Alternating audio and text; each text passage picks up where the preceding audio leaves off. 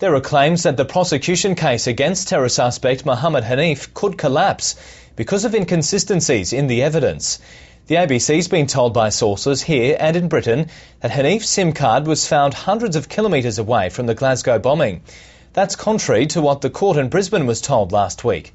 Prominent lawyers say the information raises questions about the charge against Haneef, but the federal police are denying they've acted incompetently. Authorities have claimed this Jeep was where Mohammed Haneef's SIM card was found. Now, multiple sources have told the ABC that's incorrect.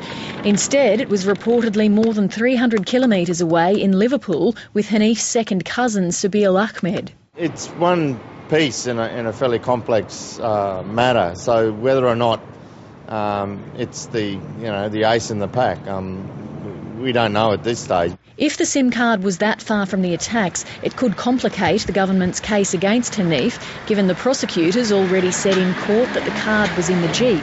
A competent cross-examiner will cut the police to pieces on the committal, and it may well be that the prosecution case will collapse. Mr Farris supports Australia's terrorism laws, but describes this development in the Haneef case as extraordinary. I think what it does reflect upon is the competence of the Australian Federal Police and the Director of Public Prosecutions. Well, I deny that the AFP's been incompetent, and I think Mr Farris should keep his comments to himself. He, of all people, should know that this is a matter that's currently before the court. Queensland Premier Peter Beattie is calling on the federal government to fully explain the case against Haneef. We've got to be so damn careful that the way we handle these things doesn't, in essence, allow the terrorists to win. That is, we undermine the checks and balances in our system. As best Haneef's lawyers know, it's the mobile phone SIM card that led to his arrest in Australia, although authorities claim there's extra secret evidence against him.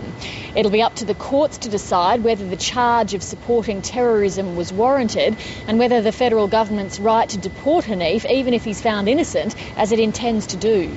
In the UK, a fourth doctor, Mohammed Asher, has been charged in relation to the failed terrorist attacks. He's accused of conspiring to cause explosions. Lee Sales, ABC News.